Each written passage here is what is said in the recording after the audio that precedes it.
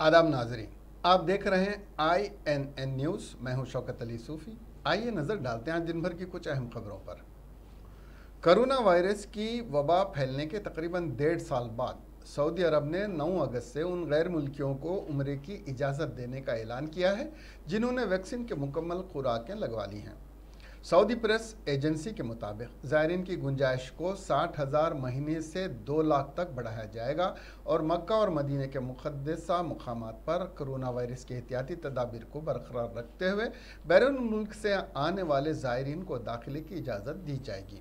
वजारत हज उम्रा के एक ओहदेदार ने बताया कि मुल्की और बैरून मुल्क मुकीम आज़मीन को अपनी उम्रा दरख्वास्त के साथ कोविड-19 वैक्सीनेशन का मजाज सर्टिफिकेट शामिल करना होगा। रिपोर्ट में मजीद कहा गया कि जिन ममालिक के मुकम्मल वैक्सीन लगवाए हुए अफराद के सऊदी अरब दाखिले पर पाबंदी है, वहाँ से ताल्लुक़ रखने वाले ज़ायरीन को सऊदी अरब पहुँचने पर करंतना भी करना होगा। याद रहे कि लिस्ट में 9 ममालिक शामिल हैं जिनमें पाकिस्तान, इंडिया, अर्जेंटाइन, ब्राज़ील, मिस्र, इंडोनेशिया, लिबनान, जनूबी अफ्रीका और तुर्की शामिल हैं। यानी पाकिस्तान से ताल्लुक़ रखने वाले ज़ायरीन को भी वैक्सीन की खुराकें मुकम्मल करने के बावजूद सऊदी अरब पहुँचने पर करंतना करना होगा। AP की विशाखापट्टनम स्टील प्लांट के निजीकारी के खिलाफ वर्कर्स की जानिब से मरकजी वजीर निर्मला सीतारमन के काफिले को रोकने की कोशिश की इत्तला के साथ ही पुलिस ने मरकजी वजीर की गाड़ियों के काफिले के रूट को तब्दील कर दिया। विशाखापट्टनम के वड्डलापुड़ी में उन वर्कर्स ने एहतजाज किया, ताहम मरकजी वजीर के दौरे के दौरान पुलिस ने चौकसी का मुजाहरा किया। वर्कर्स ने प्लांट की निजीकारी के मरकजी हुकूमत के फैसले की शदीद मजम्मत करते हुए प्लांट की मेन गेट के करीब एहतजाज किया और कौमी शाहराह पर रास्ता रोक दिया। उनके हाथों में प्ले कार्ड्स थे। उन वर्कर्स ने मोदी ज़ेर क़ियादत मरकजी हुकूमत के खिलाफ नारेबाजी की और मुतालबा किया कि इस स्टील प्लांट की निजीकारी के फैसले को वापस लिया जाए।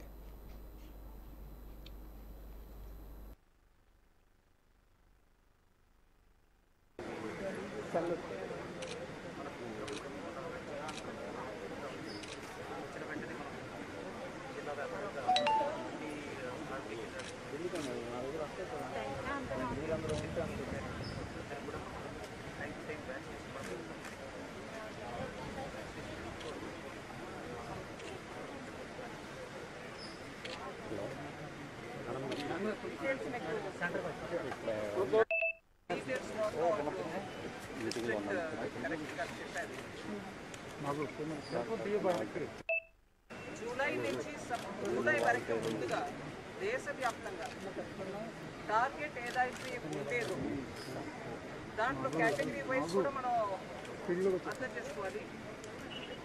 జనవరిలో మనం స్టార్ట్ చేసినప్పుడు ఫస్ట్ డాక్టర్స్, నర్సెస్, ఫ్రంట్ లైన్లో ఉన్న వాళ్ళు అందరికీ ఇవ్వాలి అని ఒక నెల పాటు జరుగుతూ ఉండగా నెక్స్ట్ ఫ్రంట్ లైన్ వారియర్స్ అందరినీ తీసుకున్నారు. అంటే ఈ పారామెడికల్ ఫోర్సెస్, కొంచెం అంబులెన్స్ నడిపే వాళ్ళు, వీళ్ళందరినీ కూడా తీసుకొచ్చారు.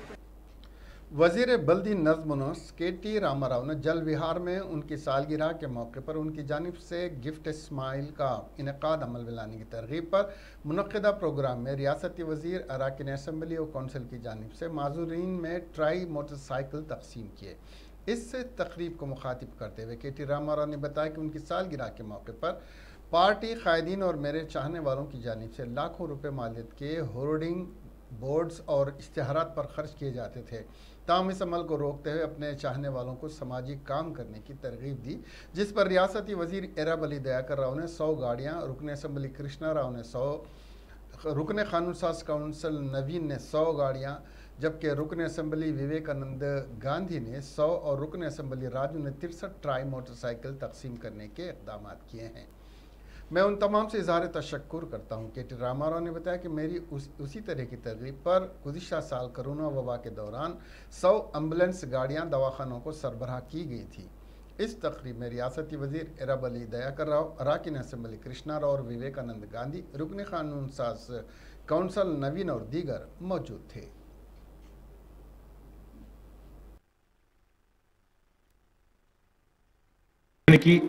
మనకు ఆత్మసంతృప్తినిచ్చే కార్యక్రమం, దాంతో పాటు సమాజానికి కూడా కొంత ఉపయోగపడే కార్యక్రమం చేయాలనే ఉద్దేశంతో పోయిన సంవత్సరం ఎప్పుడైతే కోవిడ్ వచ్చిందో, కరోనా వచ్చిందో, ఆ సందర్భంగా ఒక ఆలోచనతో ఈ సమయానికి ఈ రోజుకి ప్రజలకు ఏం అవసరం అని ఆలోచించి వృధా ఖర్చులు పెట్టొద్దు, మనందరం మన నియోజకవర్గాల్లో అంబులెన్స్లు ఇద్దామని చెప్పి పోయిన సంవత్సరం జూలై 24 నాడు నా నియోజకవర్గమైన సిరిసిల్లలో నేను ఒక 6 అంబులెన్సులు ఇస్తున్నాను అంటే వెంటనే మా గౌరవ శాసనసభ్యులు, మంత్రివర్యులు అందరూ కూడా స్పందించి ముందుకు వచ్చి ఈరోజు 100 అంబులెన్సులు ఒక్క పిలుపు మేరకు, ఒక్క ఆలోచన మేరకు ఏర్పాటు చేసుకోవడం జరిగింది. ఈ సంవత్సరం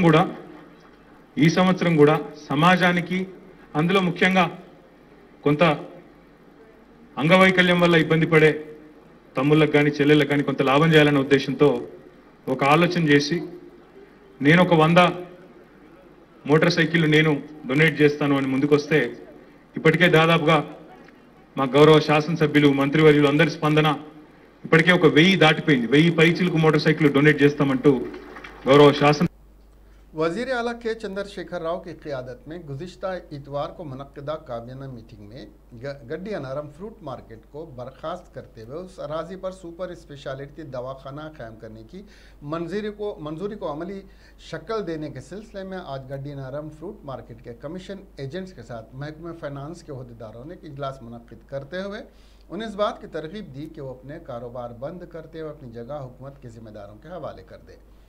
उन्हें कारोबार करने के लिए मुतबादिल जगह बहुत जल्द फराहम की जाएगी।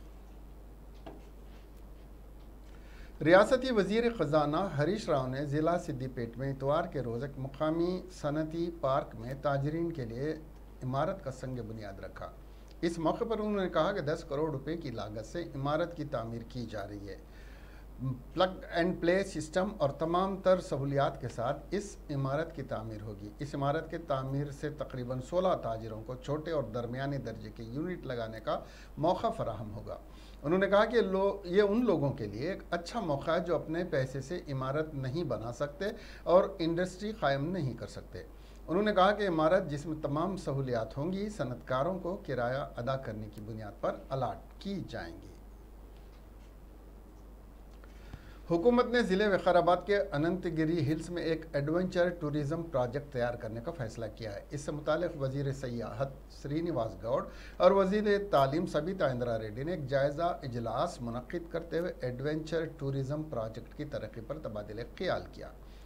तेलुगु फिल्मों के मारूफ अदाकार मंचू मनोज कुमार ने इस सिलसिले में एक पावर पॉइंट प्रेजेंटेशन के ज़रिए वज़रा को adventure tourism and wellness centre के क़याम के हवाले से मुख्तलिफ तजावीज़ की वज़ाहत पेश की। इस मौके पर वज़ीर मौसूफ ने शोबे सयाहत के अहदेदारों को हिदायत दी कि अनंतगिरी में क़याम किए जाने वाले एडवेंचरस सयाहती मनसूबे को हैदराबाद और रियासत तेलंगाना के लिए एक पुरकशिश मुकाम में तब्दील करें।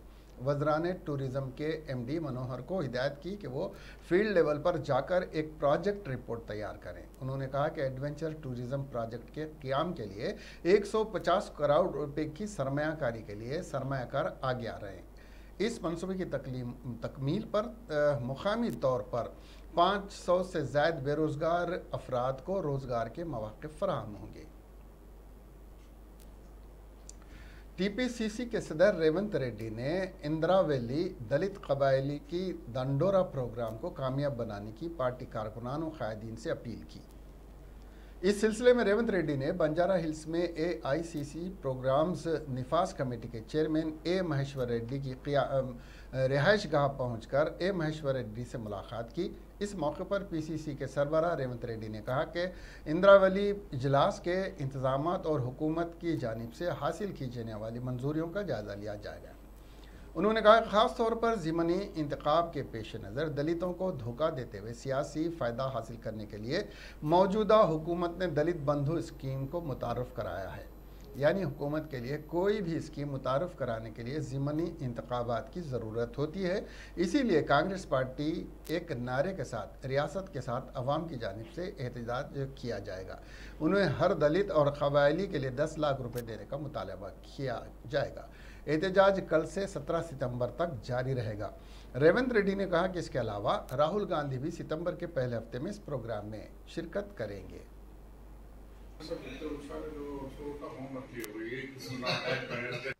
ఇంద్రవెల్లిలో దళిత గిరిజన ఆత్మగౌరవ దండోరా కార్యక్రమాలు ఉన్నాయి. వాటి ఏర్పాటు, అక్కడ ప్రభుత్వం నుంచి రావాల్సిన అనుమతులు, వాటికి సంబంధించిన సమీక్ష జరిగింది.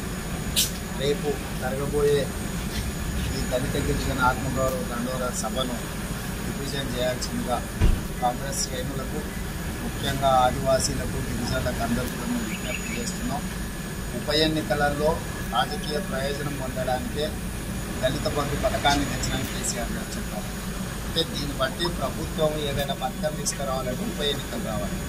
అందుకే కాంగ్రెస్ పార్టీ రాష్ట్రం మొత్తంలో ఉప ఎన్నికలు తీసుకురావాలని కోరుకుంటుంది. ఈరోజు ఇస్తవా చస్తవా అనే నినాదంతో ముందుకెళ్తుంది. కాంగ్రెస్ పార్టీ ప్రజల తరఫున కొట్లాడుతుంది. టీఆర్ఎస్ ఎమ్మెల్యేలు ప్రతి దళిత గిరిజన ఆదివాసీ కుటుంబాలకు 10 లక్షలు ఇప్పియాలి, లేకపోతే స్థానికంగా శాసనసభ్యులు రాజీనామాలు చేస్తే ఉప ఎన్నికలు వస్తే ప్రజలకు ప్రయోజనం ఉంటుంది. 7 సంవత్సరాలు దళిత ఆదివాసీ గిరిజనులను మైనారిటీలను మభ్యపెట్టి ప్రకటనలు గొప్పగా చేసి వాళ్ళందరినీ వంచించిండు. कांग्रेस के रुकने पार्लियामेंट कोमट रेड्डी वेंकट रेड्डी ने दिलचस्प तबसरा करते हुए कहा कि भुवनगिर हल्के में सड़कों की तोसी और जेर अल्तवा मसाइल की एकसुई करते हुए तरक्की दी गई तो एमपी के ओहदे से इस्तीफा दे देंगे। इतना ही नहीं बल्कि वो आइंदा इंतखाबात में भी मुकाबला नहीं करेंगे और इसके लिए अगर ज़रूरत पड़ी तो वो बॉन्ड पेपर लिखने भी तैयार हैं। कोमट रेड्डी वेंकट रेड्डी जिले यादाद्री छोटुपल मंडल परिषद में मुनक्किदा इजलास से खिताब कर रहे थे। कोमट रेड्डी ने इल्ज़ाम लगाया कि हुकूमत उनके हल्के में तरक्याती कामों के लिए ठेकेदारों के 1350 करोड़ रुपए की मकरूज है और कोई भी सरकारी ठेके का काम करने के लिए आगे नहीं आ रहा है। बिलों की अदम अदायगी पर मायूस होकर चंद ठेकेदारों ने खुदकशी भी कर ली है।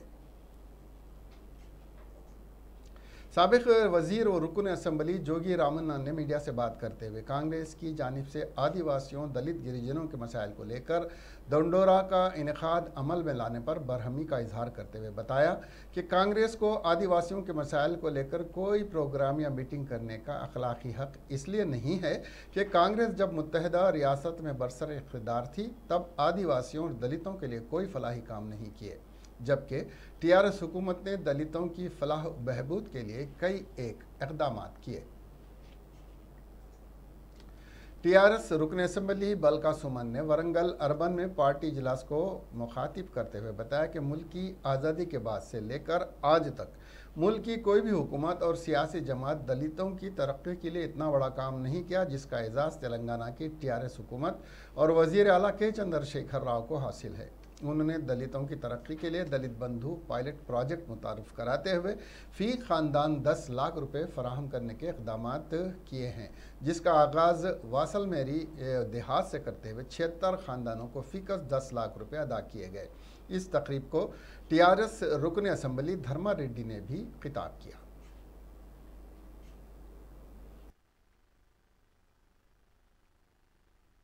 కొంత చైతన్యం కనబడుతుంది, కొంత వెలుగు వచ్చింది.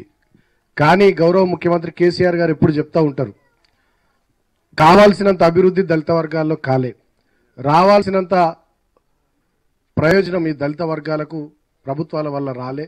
కాబట్టి ఇంకా భారతదేశంలో ఏ గ్రామానికి పోయినా, ఏ మూలకు పోయినా, ఎక్కడికి పోయి ఏ రాష్ట్రానికి పోయి అడిగినా మీ ఊర్లో పేదలు ఎక్కడున్నారంటే అలా చూపుడు వేలు దళిత వాడల వైపే పోతుంది. ఈ దేశంలోని ఏ పట్టణానికి పోయి, ఏ రాష్ట్రంలో, ఏ జిల్లాలో ఈ పట్టణంలో పేదలు ఎక్కడున్నారని అడిగితే అలా చూపుడు వేలు దళిత బస్తీల పొంటే పోతుంది.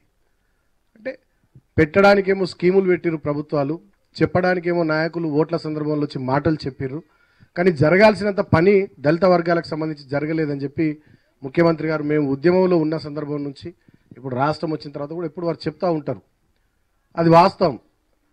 ఎంతసేపటికి ఇవాళ ఒక దళిత బిడ్డగా నేను కూడా ఇప్పుడు నా వయసు 38 ఏళ్ళు, దగ్గర ఒక 20-25 ఏళ్ళ నుంచి నేను కూడా సమాజాన్ని గమనిస్తున్నా, అన్ని చూస్తూ ఉన్నా. నాది కూడా ఉద్యమ కుటుంబం కాబట్టి, రాజకీయ కుటుంబం కాబట్టి మా తాతలు తండ్రుల నుంచి కూడా అవగాహన చేసుకుంటూ తిరుగుతూ కొంత గమనిస్తూ ఉన్నాం చుట్టుపక్కల పరిస్థితులు. ఏ పార్టీడైనా కానీ कौमी बीजेपी कायद सीटी रवि और कौमी बीजेपी नायब सदर DK अरुणा ने पार्टी ऑफिस में मुनक्किदा बीजेपी हेल्थ वॉलंटियर्स वर्कशॉप को मुखातिब करते हुए बताया कि वज़ीर-ए-आज़म नरेंद्र मोदी ने कोरोना वबा से निपटने के सिलसिले में बेहतर इक़दाम करने के नतीजे में मुल्क भर में दुनिया भर के मुकाबले में हिंदुस्तान में कम अमवात दर्ज हुई हैं। सीटी रवि ने बताया कि दुनिया भर में हिंदुस्तान को इस बात का एजाज़ हासिल हुआ है कि सिर्फ 9 माह में 50 करोड़ अफराद को वैक्सीन देने के इक़दाम किए गए। उन्होंने बताया कि कौमी बीजेपी सदर जेपी नड्डा ने मुल्क भर में तीसरे लहर को रोकने के सिलसिले में इस बात का फैसला किया है कि मुल्क भर के 2 लाख गाँव में बीजेपी की जानिब से हेल्थ वर्कर्स तैनात किए जाएंगे। इस सिलसिले में आज हैदराबाद में बीजेपी हेल्थ वर्कर्स का इजलास मुनक्किद किया गया है। कमज़ोर तबक़ात बिलखुसूस अक़लियती रिहायशी स्कूलों के लिए कई नतीजे खेज़ स्कीमें नाफिज करने पर शहर हैदराबाद के मिनिस्टर क्वार्टर्स में एक इजलास मुनक्किद करते हुए तमाम अक़लियती दानिश्वरों, मसाजिद के इमाम और मोअज़्ज़िज़ीन ने वज़ीर आला के चंद्रशेखर राव से इज़हार तशक्कुर किया है। शुरा का कहना है कि प्लानिंग कमीशन के वाइस चेयरमैन विनीत कुमार ने KG to PG मुफ्त तालीम की फराहमी से मुताल्लिक़ दी गई तजवीज़ के इक़दाम के नतीजे में कई अक़लियती तबक़े से ताल्लुक़ रखने वाले तलबा मुफ्त तालीम हासिल कर रहे हैं और इसके अलावा शादी मुबारक स्कीम और इमामों और मुअज़्ज़िज़ीन को एजाज़िया मावेज़े की अदायगी जैसी स्कीमात शामिल हैं। मज़कूरा इजलास की सदारत वज़ीर दाखिला मोहम्मद महमूद अली ने की। इस मौके पर वज़ीर हरीश राव, प्लानिंग कमीशन के vice chairman B Vinod Kumar, Telangana रियासती अक़लियती मालियाती कॉरपोरेशन के चेयरमैन सैयद अकबर हुसैन, साबिक़ MLA Peddi Reddy, SC corporation के चेयरमैन के अलावा दीगर भी मौजूद थे।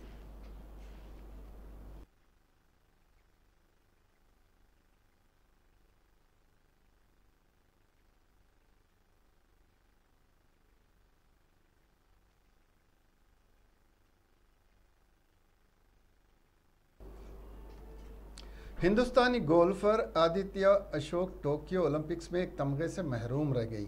आदित्य ख़वातीन के इनफरादी स्ट्रोक खेल में चौथे नंबर पर रही। चौथे राउंड में आदित्य पीछे रह गई। उन्होंने मेडल जीतने का मौका गंवा दिया। दरअसल आदित्य ने टोक्यो गेम्स में शानदार कारकर्दगी पेश करते हुए गोल्फर आदित्य अशोक ने तीसरे राउंड में मुकम्मल गलबा दिखाया। ताहम थोड़ी सी चूक से वो मेडल से महरूम रह गई। आलमी रैंकिंग में 200वें नंबर पर रहने वाली आदित्य ने गोल्फ में गैर मुतवक्किल तौर पर खेल के मैदान में दाखिल होकर हर राउंड को पीछे छोड़कर आलमी दर्जे बंदी के खिलाड़ियों को हैरान कर दिया। रियासती वजीर KTR ने आदित्य को शानदार कारकर्दगी की ट्विटर के जरिए से तारीफ की। ट्विटर प्लेटफॉर्म पर जवाब देते हुए KTR ने कहा कि ओलंपिक्स के मैदान में तमगे से भले ही महरूम रह गई हों, लेकिन आदित्य ने शानदार कारकर्दगी का मुजाहरा किया है। उन्होंने आदित्य के मुस्तकबिल के लिए नेक ख्वाहिशात का इजहार किया। Renigunta railway protection force barrack में ड्यूटी पर मौजूद रेलवे प्रोटेक्शन सिक्योरिटी फोर्स के हेड कांस्टेबल ने इतवार की सुबह 4:15 पर खुद को गोली मारकर खुदकशी कर ली। इत्तला मिलने के बाद रेनीगुंटा अर्बन CI अंजू यादव ने मौके पर पहुंचकर मुकदमा दर्ज किया और तफ्तीश शुरू की। पुलिस की जानिब से खुदकशी की वजूहात का अभी तक पता नहीं चल सका। पड़ोसी रियासत आंध्र प्रदेश के ज़िले गुंटूर के पुलिचिंतला इलाके में ज़लज़ले के हल्के झटके महसूस किए गए। इतवार की सुबह 7:15 से 8:20 के दरमियान 3 मरतबे झटके महसूस किए गए। ज़लज़ले की पैमाश के महकमे ने साइंसदान नागेश ने ये बात बताई। ज़िले जयशंकर भोपालापल्ली के और गोदावरी नदी में पेश आए अफसोसनाक वाक़े में एक शख्स गरक़ाब हो गया। बताया जा रहा है कि मुश्तरिका ज़िले वरंगल से एक ख़ानदान अपने एक मरहूम रिश्तेदार की राख गोदावरी में बहाने की गर्ज से आया था। ताहम नदी में राख बहाने के दौरान ख़ानदान के 6 अफराद हादसाती तौर पर पानी में बह गए। ताहम मुकामी अफराद ने उनमें से 5 अफराद को बचा लिया, जबकि एक शख्स लापता हो गया। इत्तला मिलते ही पुलिस और रेस्क्यू की टीम मौके पर पहुंच गई। लापता होने वाले शख्स की शनाख्त वरंगल के देही ज़िले के नीलुक्कू दुरू मंडल रामन्नागुडम के वीरास्वामी के तौर पर हुई है।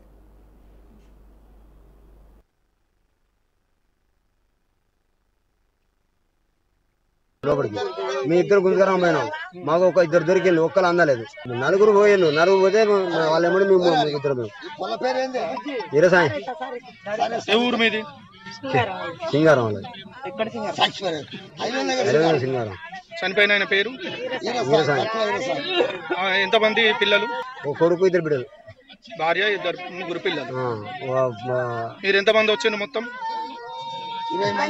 ముగ్గురు ఆగారు లోపలికి. మీ ఇద్దరు గుంజుకరం పోయినాం, మాకు ఒక ఇద్దరు దొరికింది, ఒక్కరు అందలేదు. तेलंगाना के निर्मल ज़िले में ड्रामाई अंदाज में रियल इस्टेट के ताजिर के अगवा के मामले को पुलिस ने अंदरून कुछ घंटे हल करते हुए मुलजमीन को गिरफ्तार कर लिया। तफसीलात के मुताबिक निर्मल ज़िले के देवैया नगर तन्नवी अपार्टमेंट में रहने वाले रियल इस्टेट के ताजिर, जिसकी शनाख्त विजय देश पांडे के तौर पर की गई है, ताजिर का बाज़ नामालूम अफराद ने इतवार की सुबह अगवा कर लिया था। वहाँ मौजूद सीसीटीवी कैमरों के फुटेज में दिखाया गया है कि मुलजिमीन ने लिफ्ट से नीचे उतर रहे देश पांडे का अगवा किया। देश पांडे के अरकान ख़ानदान ने फौरी तौर पर पुलिस को इस बात की इत्तला दी, जिसके बाद पुलिस को पता चला कि 2 वैन्स तूफरान की सिम से हैदराबाद जा रही हैं। पुलिस ने फौरी तौर पर 2 टीमों को चौकस किया। उन्होंने गाड़ियों का ताक़ुब करते हुए अगवाकारों को गिरफ्तार कर लिया। पुलिस ने रियल इस्टेट के ताजिर के अफराद ख़ानदान को बताया कि वो महफूज है।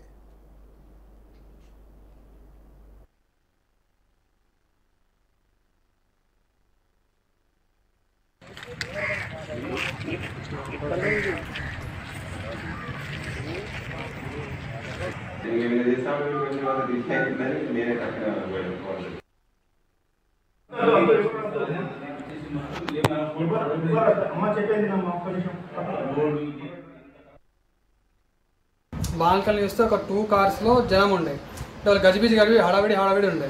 అయితే ఏమవుతుందో అని చూస్తే మేము ఇక్కడ రైలింగ్ ఉంటుంది, 4th ఫ్లోర్ రైలింగ్ అయితే చూసినాం. అక్కడ చూస్తే 2 కార్లు అక్కడనే ఉన్నాయి. అయితే సడన్గా ఇక్కడ గడబడి అవుతుందని టర్న్ చేసినాం. టర్న్ చేస్తే బెల్ కొడితే డోర్ తీసిండ్రు. డోర్ తీస్తే ఏమన్నా వచ్చిండ్రు, ఇట్లా ఇక్కడ గుద్దిండ్రు, ఇక్కడ ఇట్లా మెడ మీద కొట్టి ఇట్లా గుంజుకొని తీసుకుపోతుండ్రు. అయితే మా డాడీ ఆపుదామని చూస్తే ఇట్లా ఒకసారి గేట్ వేసిండు. గేట్ వేస్తే ఇట్లా ఎందుకు ఏమైంది చెప్పు అంటే చెప్తలేడు. ఇట్లా అంటే ఏమైందని చెప్తే పైసా తుమ్ దేతే క్యా అని అన్నారు. దందమని కిందికి వెళ్ళిపోయినారు.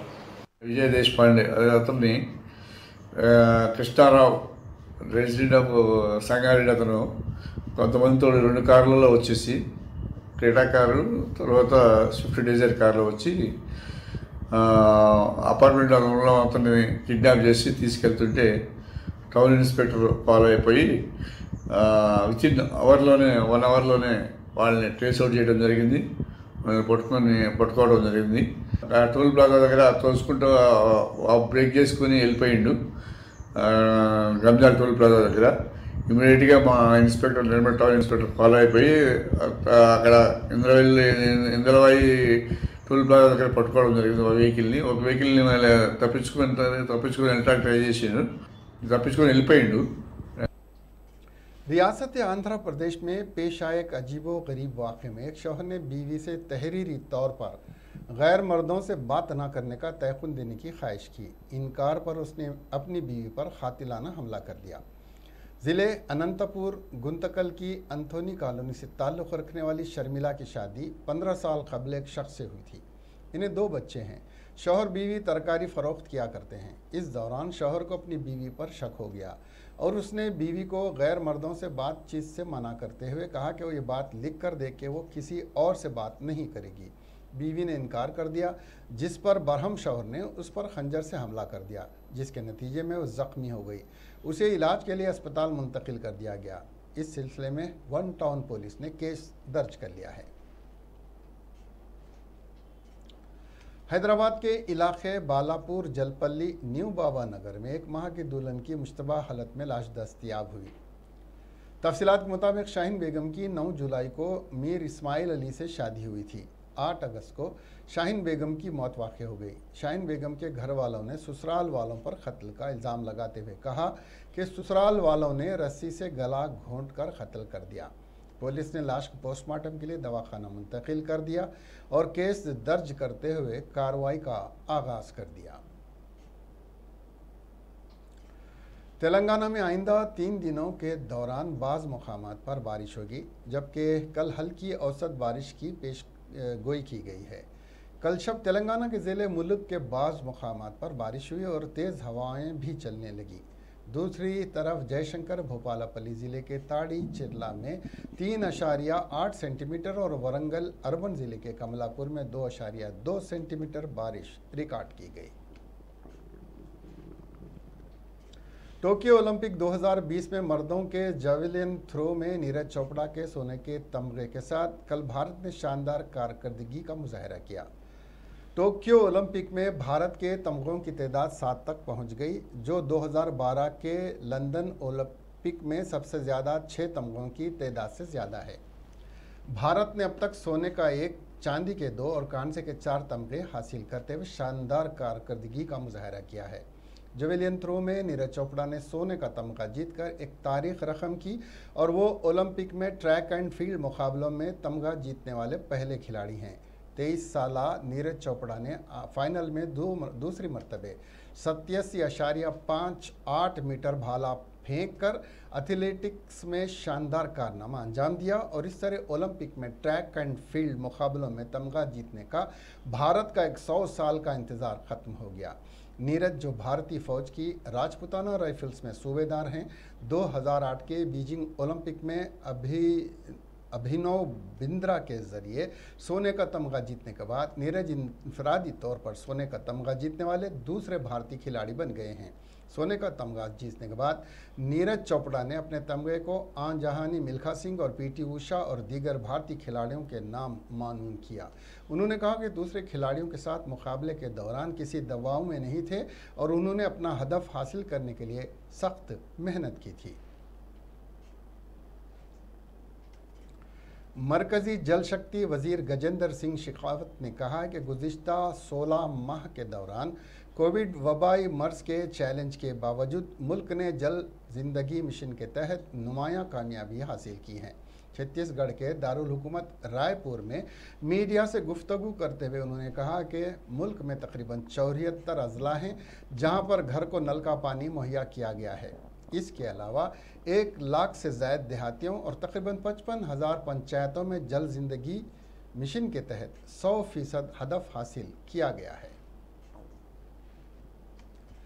हरियाणा के वज़ीर आला मनोहर लाल खट्टर ने कल टोक्यो ओलंपिक्स में सोने का तमगा हासिल करने वाले नीरज चोपड़ा के लिए 6 करोड़ रुपए नकद इनाम और सरकारी नौकरी में क्लास 1 ऑफिसर की नौकरी दिए जाने का ऐलान किया है। खट्टर ने यह भी कहा कि रियासती हुकूमत पंचकोला में नीरज के लिए बेहतरीन कारकर्दगी का एक मरकज़ भी तामीर करेगी, जहां अगर वो चाहें तो इसके सरबराह होंगे। उन्हें 50% की रियायत के साथ एक प्लाट भी दिया जाएगा। नीरज चोपड़ा ने ओलंपिक्स में ट्रैक एंड फील्ड मुकाबले में मुल्क को सोने का पहला तमगा दिलाकर तारीख रकम की है। उन्होंने टोक्यो ओलंपिक्स में 87.58 मीटर के फासले पर ज्वलन फेंक कर सोने का तमगा हासिल किया है। आज हिंदुस्तान छोड़ो तहरीक की 79वीं सालगिरह है। इस दिन 1942 में बाबा कौम महात्मा गांधी ने तमाम हिंदुस्तानियों को मुल्क से बरतानिया को भगाने के लिए डू और डाई की सदा दी थी। ये तहरीक मुंबई के गवालिया टैंक से शुरू हुई थी। इस दिन को हर साल अगस्त क्रांति डे के तौर पर मनाया जाता है। वज़ीर सखाफ़त जी किशन रेड्डी आज हिंदुस्तान छोड़ दो तहरीक पर एक नुमाइश का भी इफ्तिताह अंजाम दिया।